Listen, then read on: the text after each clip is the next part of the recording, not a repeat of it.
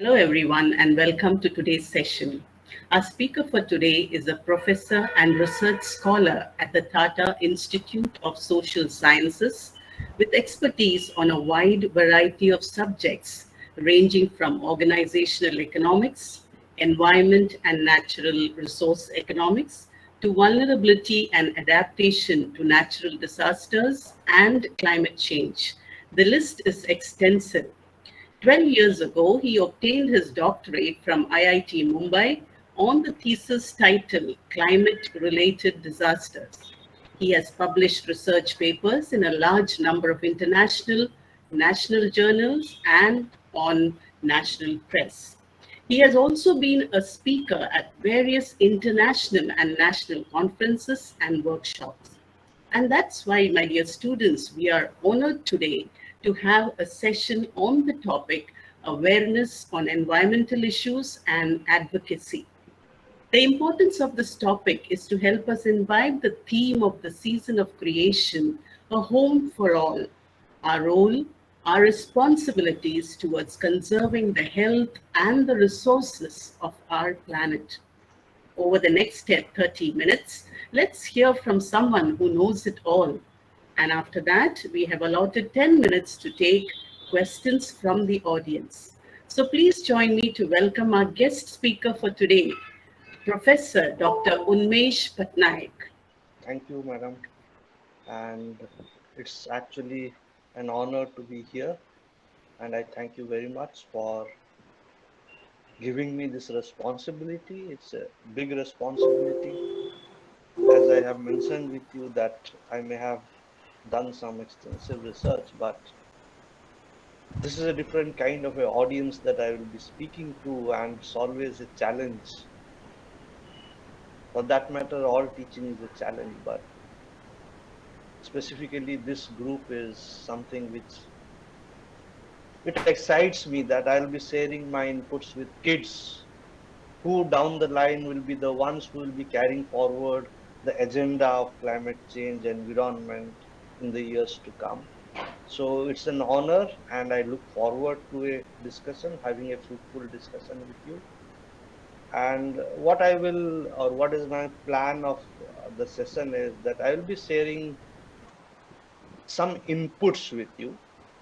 Inputs primarily derived from my experience in research and teaching over the years.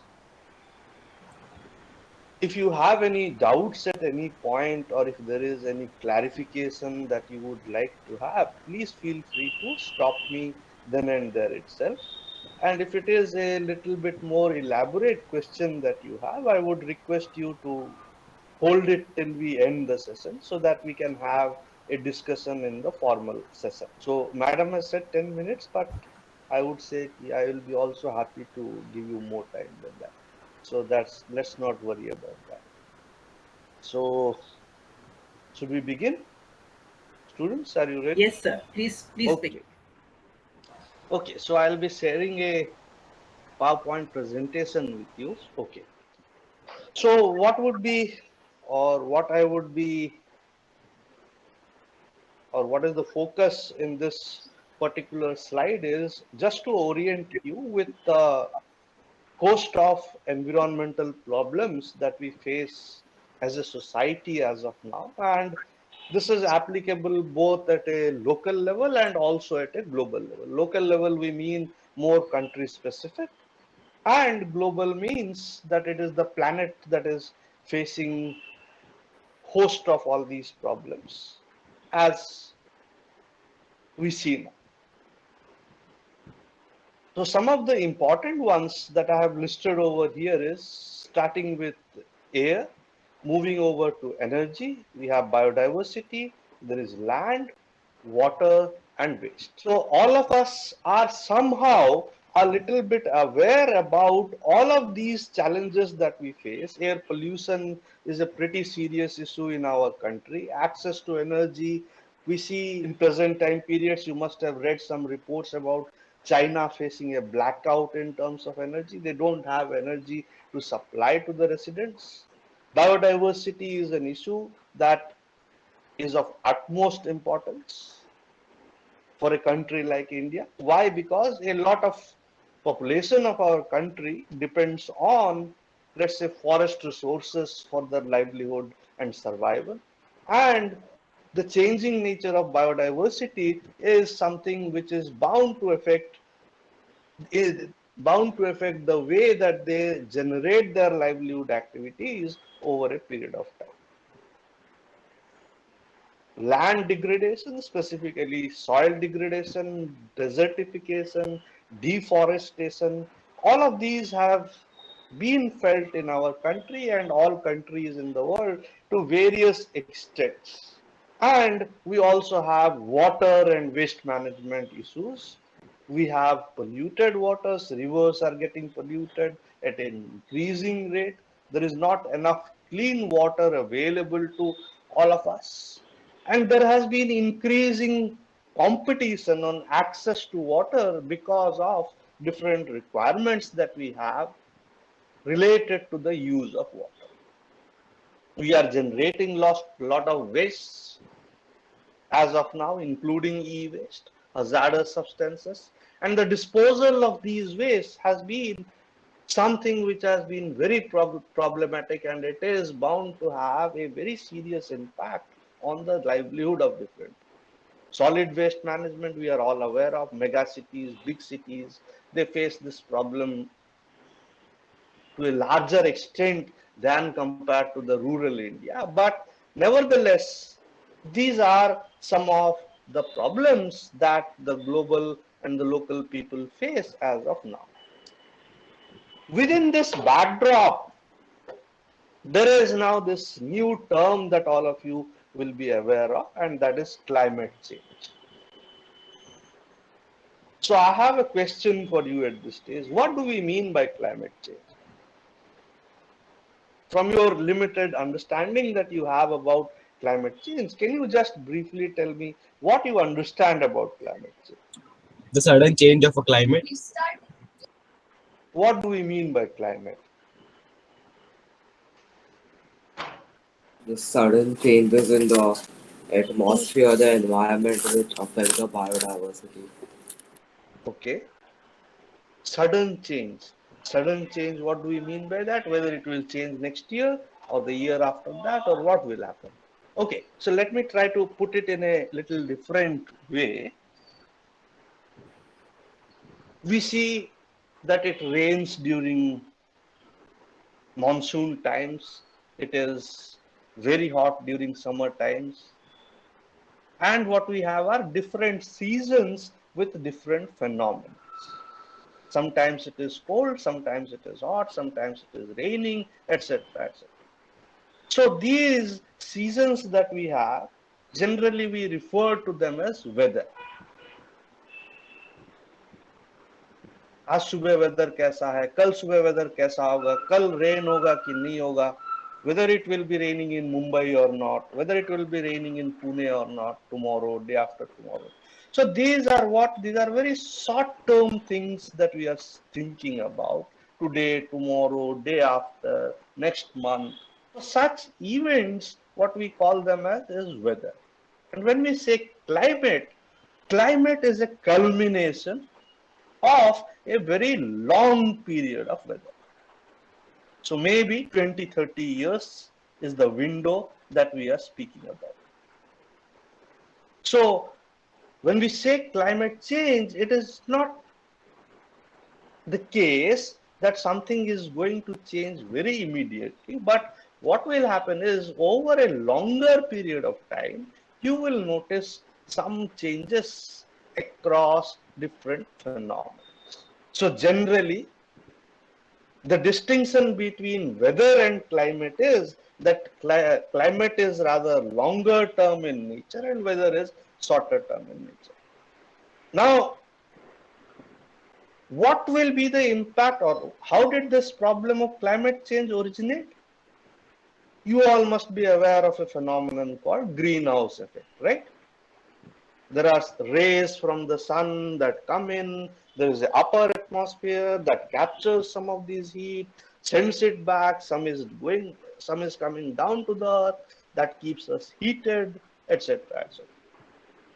Now, Over a period of time, let's say last 6 to 7 decades, what has happened is that we have been continuously or intensively involved in the process of production, and because of that we emit a lot of gases.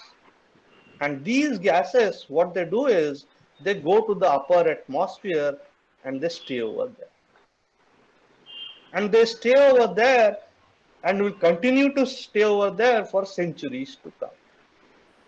Now because of that, what is happening is the heat, after getting reflected back from the earth, it was supposed to escape to the upper atmosphere, but because of these gases being present in the uppermost layer, they get trapped inside. Now because of that, what happens? The temperature of the earth's surface gets heated up. Now since the temperature of the surface gets heated up, what actually happens is changes to the various geochemical cycles that happen in our earth. Now because of that, what will happen is climate change से अलग से कोई दोबारा problem नहीं आएगा. Because of climate change, what would happen is all these global challenges and local challenges that we noticed, somehow they will get more intensified. So pollution will be more, disaster events would increase, floods, droughts, all these things, they will increase over a period of time. Areas where there used to be less rainfall will get more intensive rainfall. Weather patterns might change over a period of time. Generally, Mumbai, may if we imagine, we always witness rain around, let's say, 10th of June or something around that time period. Now, because of changes in the climate cycle, it might so happen that the rains will start getting delayed. So instead of 10 June, we might receive the rains by end of June. And all of that will be heavily having an impact on different sources of livelihood that people use. We all know that India, although it has made significant progress over the years, but still we are a very much agricultural dependent economy, where agriculture is employing more than 50% of the population. And the nature of agriculture in India is such that it is dependent on this typical phenomenon that we have. It is called as monsoon. Now, once monsoon season starts changing, obviously there will be strong repercussions on the means of livelihood for majority of the people. So climate change is an event that will intensify all these events that we are facing, and this is what we need to keep in mind. Now, how it has happened so? Okay, it's visible to you. So what is happening, this particular diagram, what I want to share with you is that in the earth, we have certain resources that we use to sustain our livelihood. So we require different resources for our consumption activities, production activities, etc. And over a period of time, what has happened is by 2010, if you see, the amount of production that we do in the globe requires resources that resemble 1.5 times the resources that the earth has.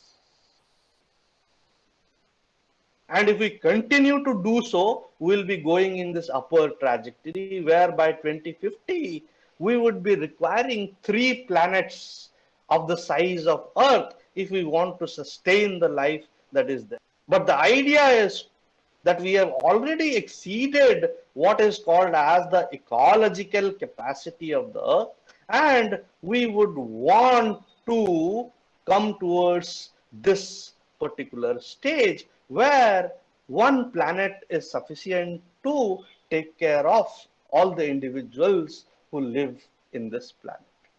So how did this figure come up? It is from this particular notion, ecological footprint we will call it. And what it measures, how fast we consume resources and generate waste compared to how fast the nature can absorb our waste and generate new resources. Now keep in mind, we are not saying that production is bad or generation of waste is bad.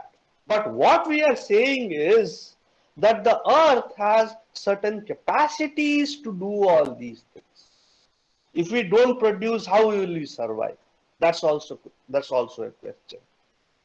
But over the last 6 to 7 decades, what we have done is we have produced more than what we require. And hence, we are at a stage where more production may not be possible, or increasing the production may not be possible, because the resources that we have on the earth are very limited. And contrast that with the scenario that population will still continue to grow in the planet, which implies that we would require more and more resources as we go down the line. So production is not bad, generation of waste is not bad, but what is bad is that if we generate excessive waste. The biological system of the planet has been designed in such a way that a little bit of waste can be taken care of by the planet itself. Suppose, for instance, take a river. For example, we have big rivers, Brahmaputra, Ganges. Imagine in that Ganges, if we introduce a little bit of pollution in the river, what will happen? It will get dissipated with the flow of the river. There are processes like osmosis, etc., which will naturally operate on it and disintegrate the waste. But then, where the problem starts? The problem starts when we do not allow the natural processes of the river system to happen. Or in other words, we have generated so much of a waste and allowed it to flow into the river that the natural processes that used to operate in the river, they have died down. And this takes us to a very important concept that is called as carrying capacity. And what do we mean by carrying capacity? Is that there are some critical barriers regarded to the biological processes, and at any point in time, our objective should be that we do not break these critical barriers through our intensive production, consumption, etc. So produce and consume, but keep the ecological capacities in your mind, which somehow this last 6-7 decades of intensive production we have overlooked. So I like French fries. Hope many of you will also like it. So this is an example that this plate that you see over here it is a plate of French fries. And the question that we have over here, what are its connects to the environment? What impact does it have? So there are some linkages coming up. How did the fry get to the restaurant? We have suppliers, they use a truck. We have producers, they again use a truck to send it to the processing plant. From there, it goes to the distribution center and then to the burger shop. And you see in between, these are the modes of transport that have been used. Now the question is, what impact did its journey have in the process? And then you see lots of associated boxes coming up by the side of it. You have machineries being used, fossil fuel being used to draw power and operate machineries. There is irrigation that you require to generate that crop. There is animal feed, there are fossil fuels, there are packaging, there is storing. all of these things are the processes that work in this simple chain that we have depicted. And surprisingly, the next, what impact did these have? So you'll see now a lot of this red boxes coming up because of all these activities that are associated with it. There is runoff that comes from pesticides that has the potential to pollute our rivers. There is loss of biodiversity because of, let's say, hydropower being generated through dams. There is air pollution because we use fossil fuels in the process of transportation. They generate what is called a damage to the ozone layer or accumulation of gases in the upper atmosphere. There is solid waste that comes out of the packaging that we use in the process. And the subsequent question now is, how might all these affect Earth's system? So you see, we come up with many more linkages. We have forests linked to fossil fuels. We have damage to the ozone layer that is again having an impact on the forests. We have increasing urbanization, so built up land is getting lost. Grazing land is getting lost. Cropland will have some impact. Rivers will have some impact. So what is the idea that I want to share with you over here is that it is a simple process that we are envisaging about now, but this simple process has the potential to create so many problems. So then consider all other parts of the meal, the other foods, the utensils, napkins, condiments, etc. There are multiple environmental impacts involved in these as well. So this takes us to the question of advocacy. We are all responsible citizens over here. And how could we do something to tackle these issues? So before I explain all the points in you, the first point is very important. It's never too late, and one person has the potential to make a difference.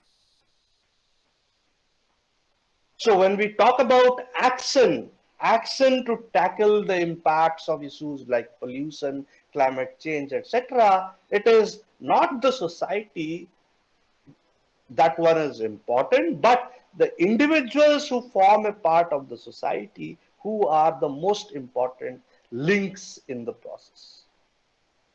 And the first idea that I would say is promoting environmental awareness is one of the most easy ways to become an environmental steward. Until we ourselves are aware enough, we cannot be in a position to help others tackle the problem of climate change or tackle the problem of environmental degradation. So awareness, education is the key, and then we move towards individual and collective action. So don't always think key pollution is a global problem, so the globe or the countries have to get together and deal with it. Yeah, that's fine. Countries will deal with it, but that orientation will never come until the individuals are sufficiently empowered enough to make the difference. So it is individual action combined with collective action that will have some difference down the years. And what kind of action? ठीक है, हम राजी होते हैं कि हम लोग individually we will try to do something on our own and then also do something collectively. So identification of the local problems and thinking of ways to deal with it. That is the first point where we can start. awareness campaigns, cleanliness campaigns. They go a long way in building our narrative on tackling something as important as environmental degradation. And now what we have is a very rich digital media, digital resources.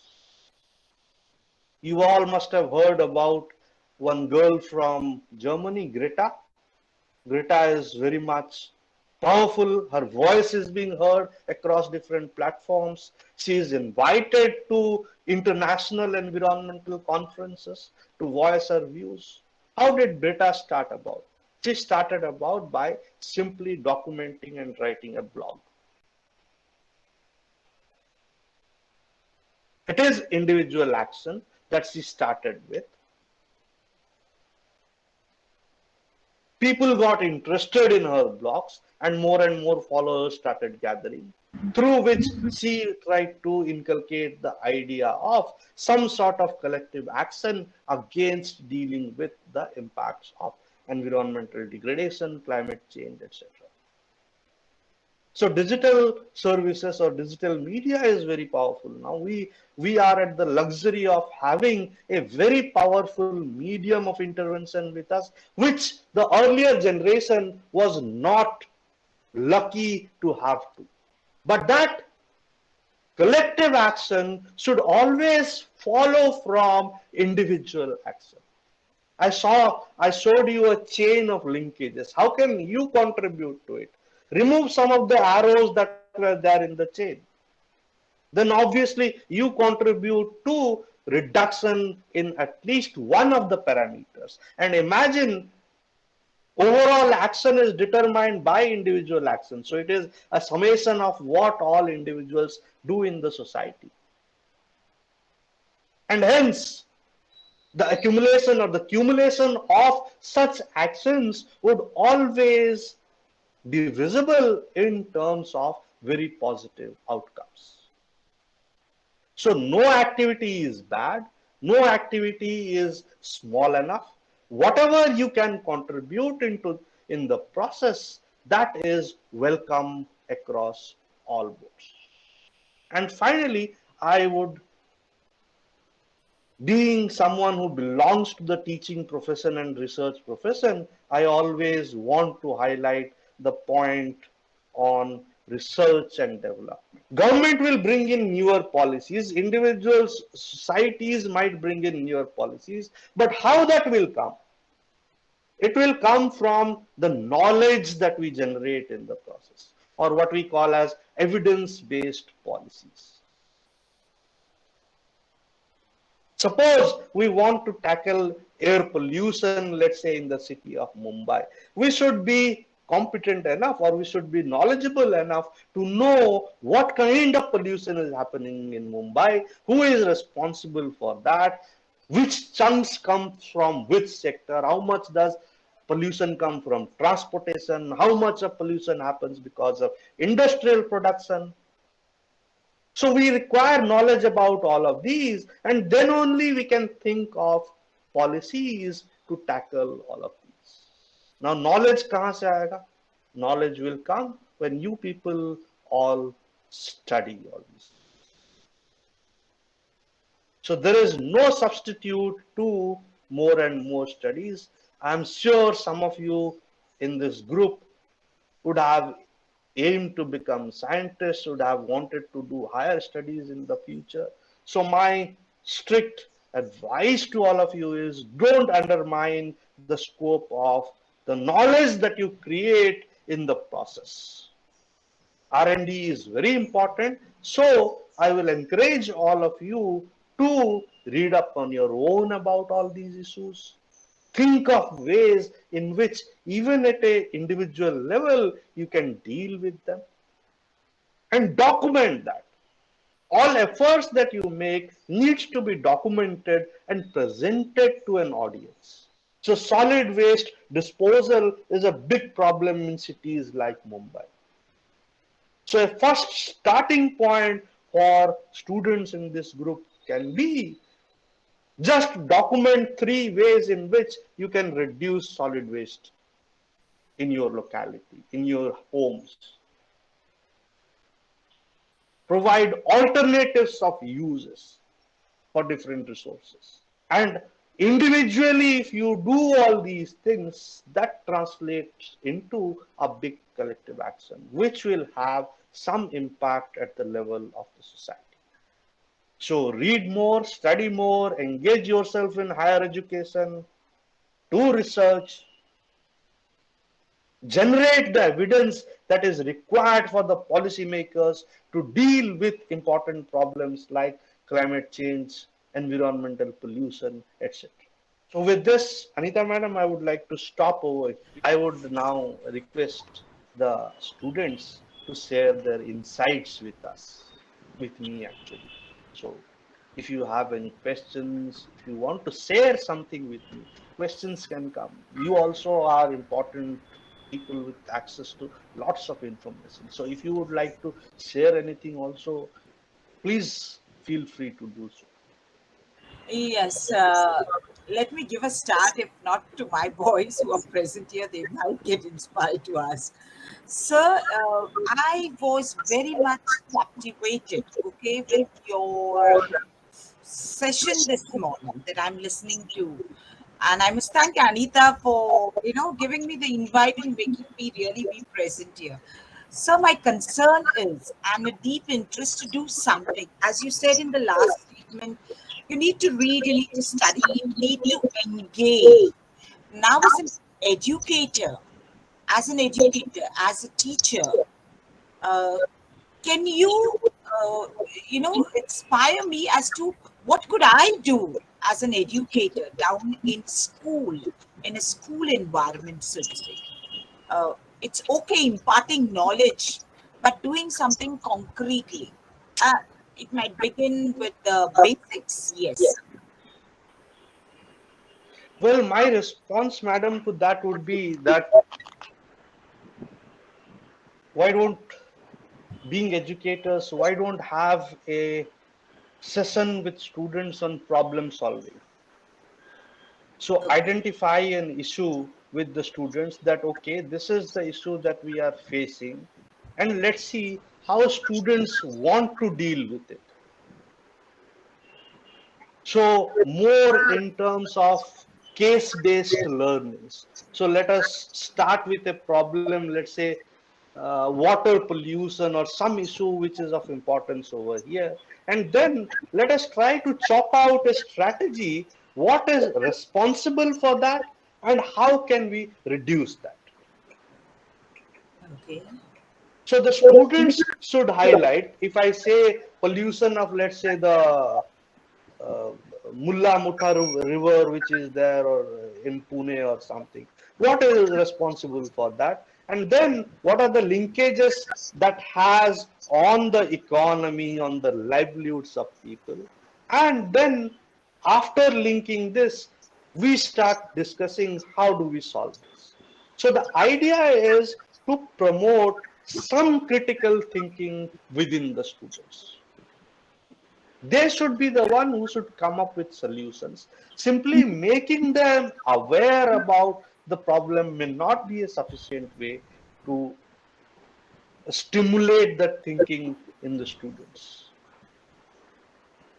So something very informal in nature, maybe something like a coffee shop discussion kind of a thing. We identify a problem, we create, let's say, 2-3 subgroups, how they treat the problem, how they visualize the problems. They have discussion among themselves, within groups, across groups, and then come up with some ways in which how we can deal with it. And Yes, I don't yeah. know. But it's nice. It sounds. It gives me.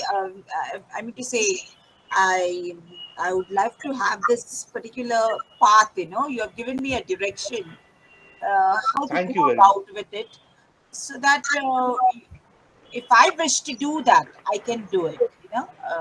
Thank you, sir, so much. Hello, sir. Yes. May I ask you one question?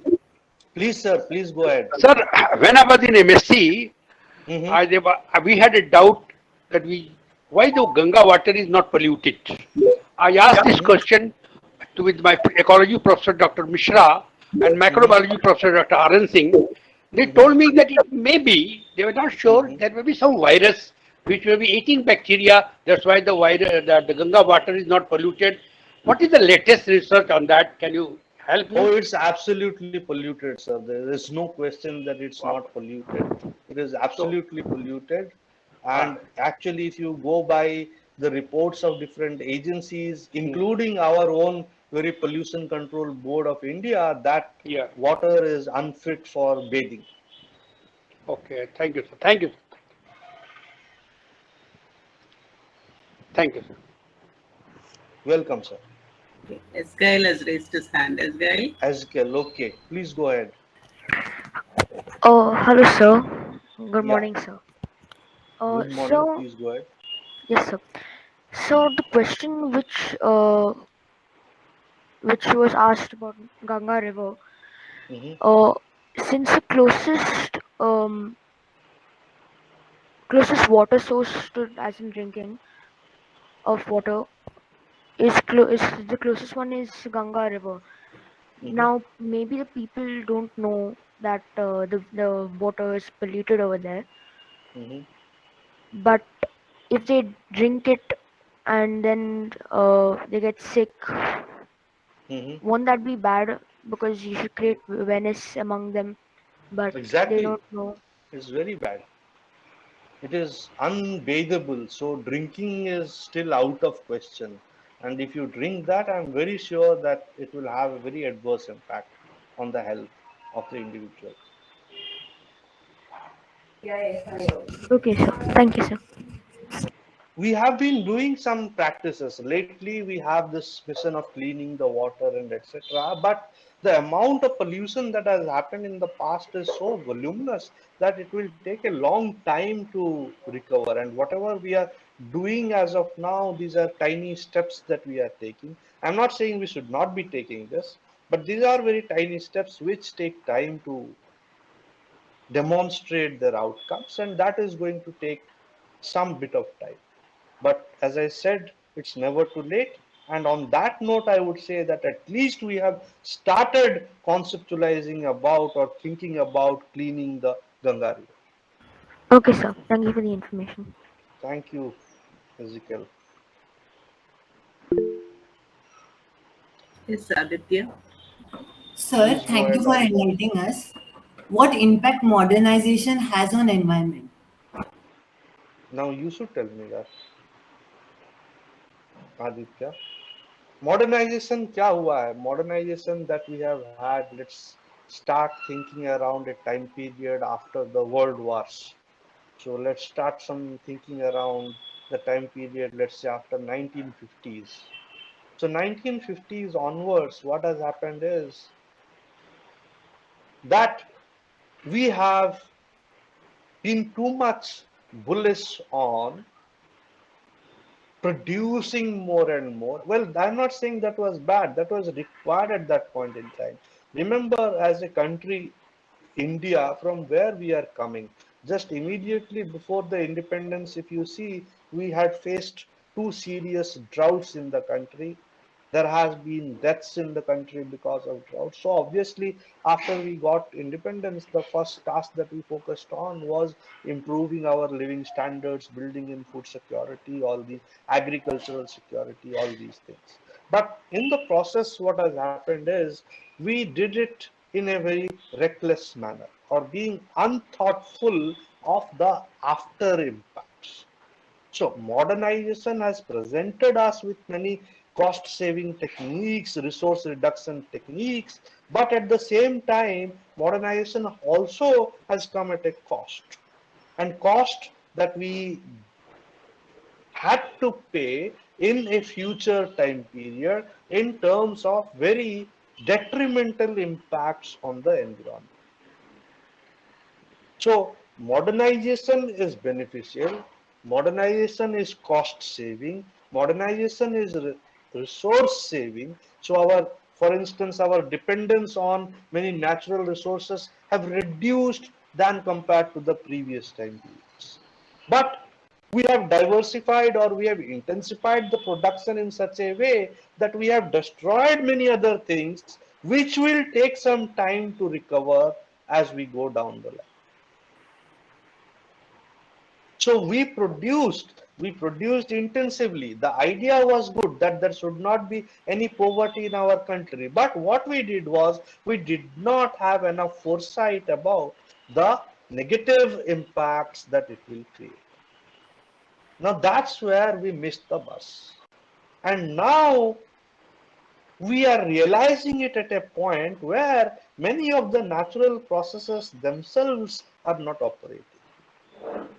So that what I mentioned about the carrying capacity, we have broken the carrying capacity of the natural environment in many different things. And to restore that back to the level it was or where it can self-sustain itself is going to take a long period of time. And that has happened across all countries. More so in the north than compared to the south countries. So if we see countries like US, Canada, the European Union countries, even to some extent China, they have big footprints on nature. And what I mean by that is they consume resources which is 4 to 5 times more than what an average person consumes in India or Africa, for instance. So that way, we are still more responsible in terms of our production and consumption activities than compared to the global north.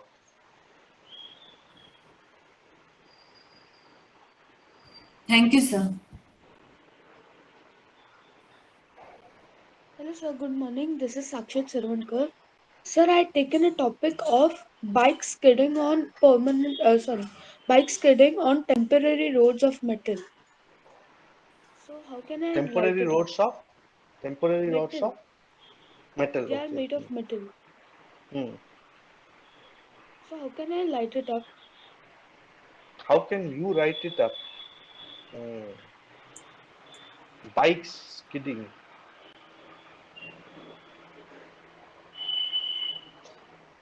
Anything in particular you have in mind? So, during railways, um, during metro works and all, they make Mm-hmm. temporary roads Mm-hmm. while they're digging down. So, Mm-hmm. the temporary roads are very slippery due to rainwater and oil. So, Mm-hmm. bikes are skidding very dangerously. Mm-hmm. Dangerous accidents are happening. Mm-hmm. So road accidents because of unmindful construction or say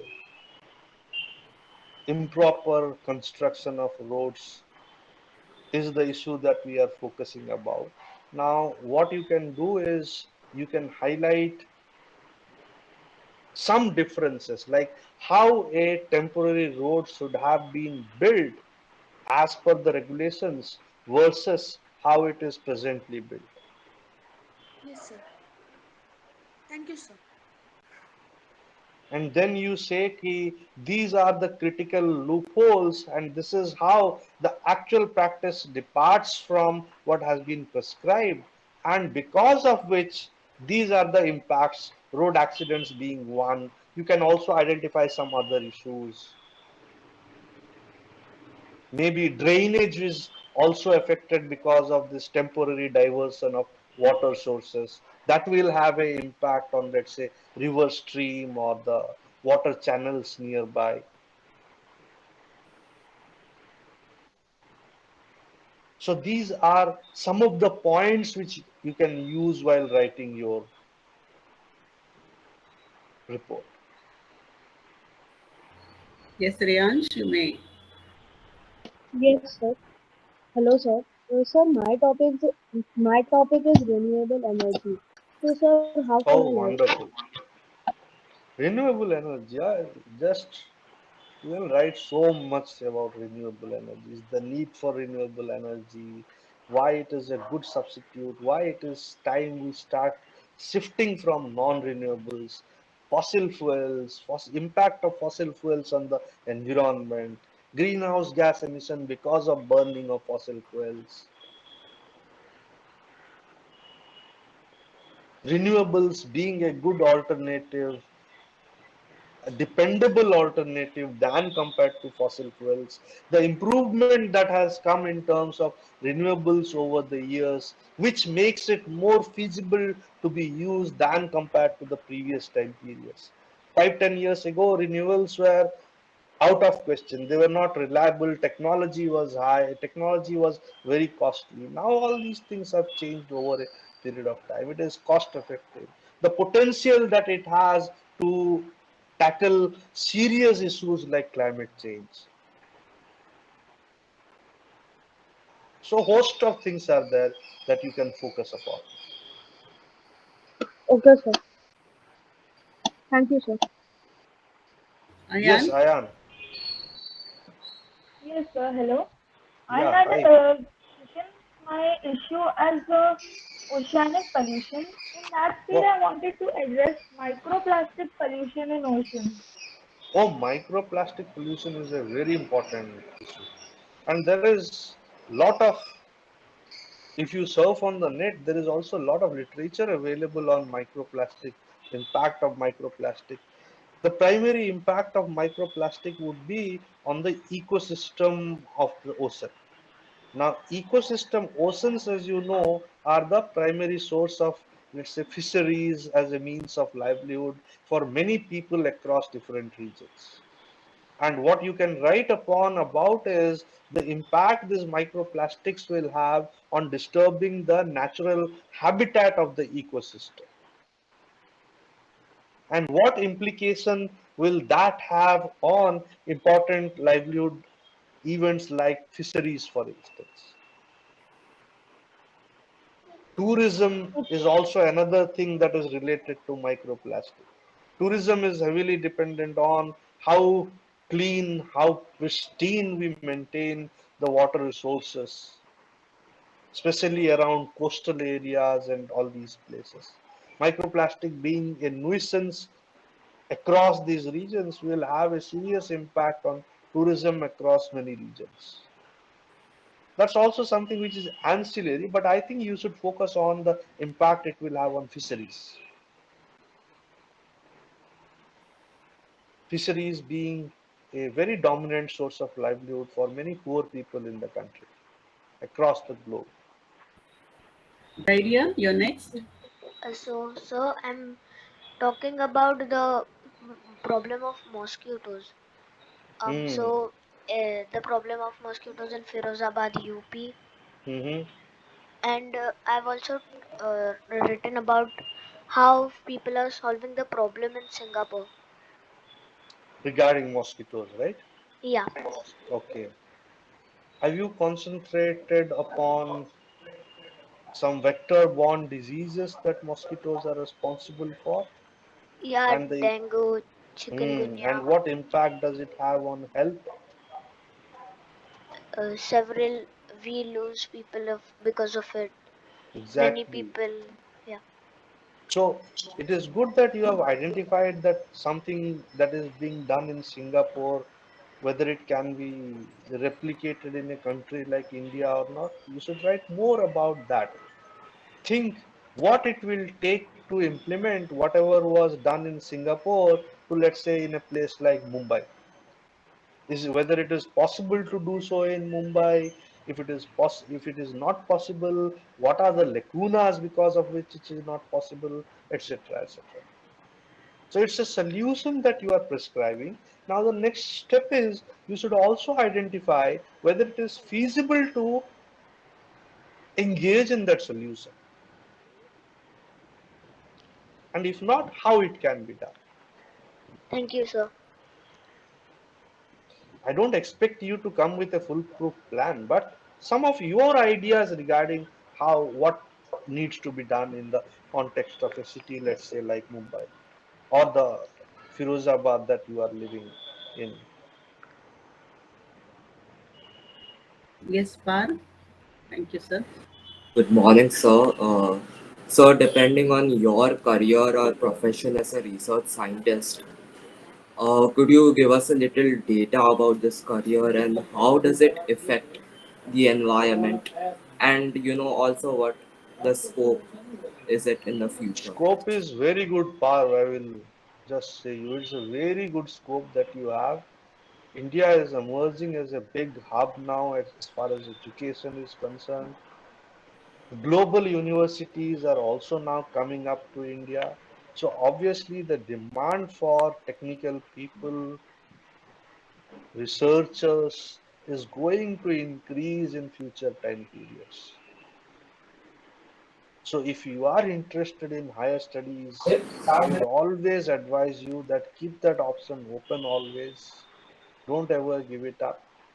It is something which is rewarding, both in terms of imparting the knowledge as well as in terms of the satisfaction that is involved when you impart some knowledge to others. So it's a highly rewarding career. So good that you have thought about higher education. Very good. Thank you, sir. Thank you, Par. Renee? So I've written the article on e-waste, and I've been doing a lot of reading ever since I wrote it. And there's been a huge upsurge in the amount of e-waste being found in the soil, being present. Many organisms, all plants, everything's being affected. So I would just like to know what's your viewpoint on how we can, make our surroundings better and get rid of e-waste in a much more better way. We are uh, we are there. We will be able to deal with it, but it is going to take some time because we arrived there very late. The e-waste rules that the country came up with, that was pretty late. It was only in 2017, 17, 18 year that we came up with the rules, the strict rules of implementation for governing e-waste, disposal of e-waste, etc. So we have started a little late in the e-waste section, but there are some visible impacts coming in as of now. What I would say, the rules are also evolving over a period of time. It was initially started in 2017-18. Then now deliberations are going on making some changes into the rules based on the evidences that we generated during last 2 to 3 years. So formally we have started, but now how far it will be successful, it will take some more time to analyze that. But it is a good initiative that we took in 2017-18. वो starting point हमारा थोड़ा लो था और जल्दी हमको implement करना चाहिए था. And there are also many other ancillary studies that are going on. What will be the impact of these e-waste rules on livelihoods of many people? Many rack pickers, many of the informal setups, informal industry, they deal with e-waste. Now, if rules are coming in, guiding principles are coming in how to regulate that waste, then obviously that sector is also going to be affected. So how do they overcome those impacts? So some studies are going on as of now, and based on the inputs, these rules are also going to be revised from time to time from now on. So obviously, although we have started late, but we will make good progress over there. If you compare that with the countries like say Germany or countries in the European Union, during the last decade they had e-waste rules. So we are behind them almost by a decade and more.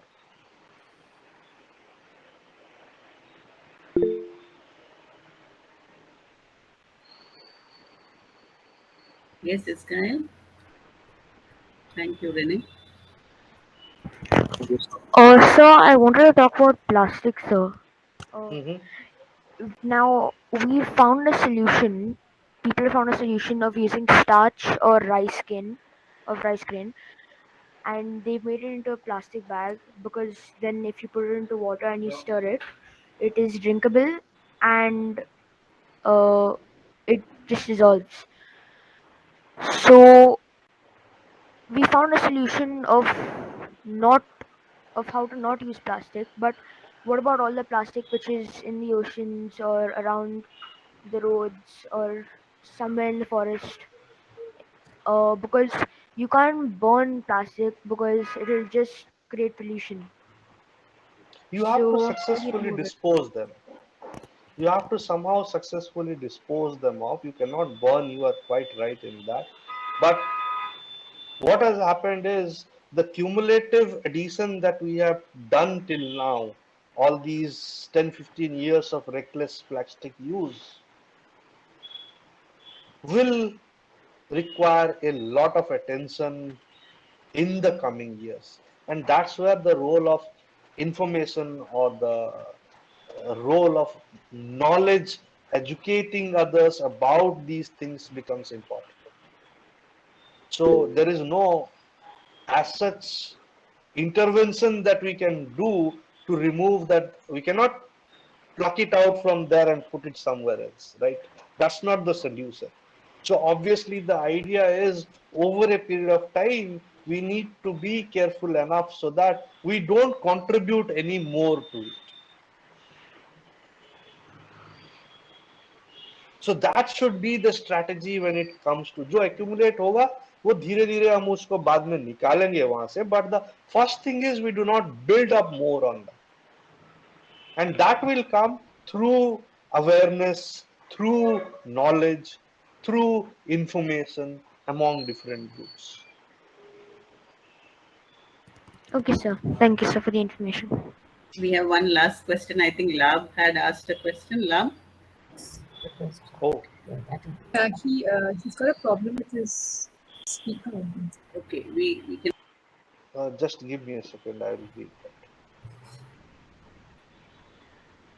Oh, there are a lot of things I didn't see all this. Please, can you give more information how to reduce pollution apart from vehicles? Pollution, vehicles are only responsible for air pollution, mostly. There are other sorts of pollution that we need to be also bothered about. Water pollution being one good example. How do we reduce water pollution? Treat the industrial waste before releasing it into the river streams. Treat the domestic waste that is generated before allowing it to escape into the ocean. Reduce wastage of water resources at a personal level.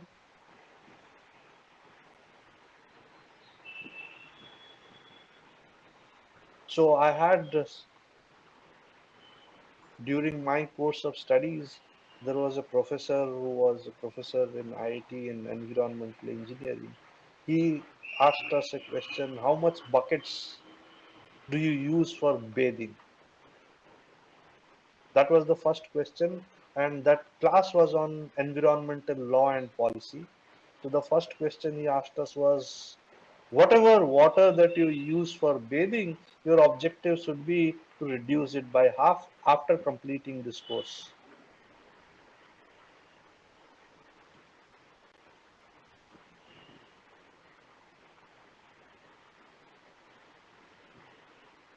Okay. So that's how I would respond to that. There are many things. I will not go into the details on each and everything, but vehicular emission, vehicular pollution is only one aspect. Look at the other pollutions that are happening. There are ways, there are interventions that can be done to reduce them, starting at an individual level to more at a societal level.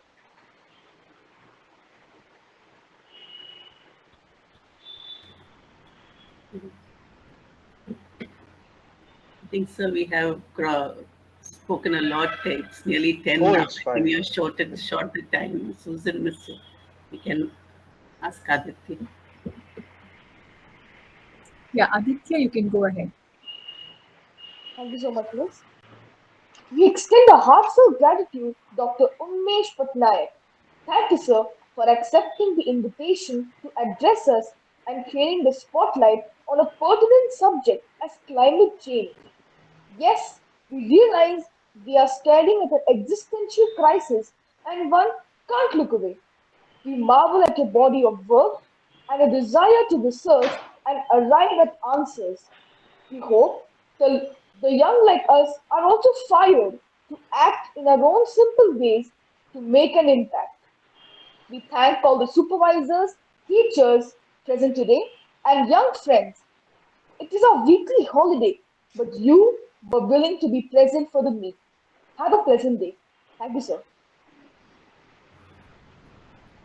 Thank you so much, sir.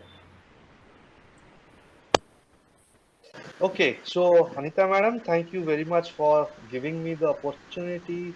Other colleagues of Anita madam, I'm also thankful to you to allow me to be over here and present on something which I wanted to speak on. And it has been a nice opportunity to have spare some time or spend some time with the students. So students, gear up, read more, do your interventions, do your personal actions, and that way you can contribute to a lot of things. So thank you very much. And I again would look forward maybe sometime in future to have some more discussions with you. Surely, sir. Thank Thank you. Surely. Thank you so Thank you, much. sir. Thank you so much. We thoroughly enjoyed it. We really Thank you, look sir. forward to many more sessions. Thank you, sir. you. And Anita madam, I will send you the PowerPoint slides that I used. Please share it to students if they want to take a look, they can. So thank Yes. you Thank you, sir. and see you all. Bye.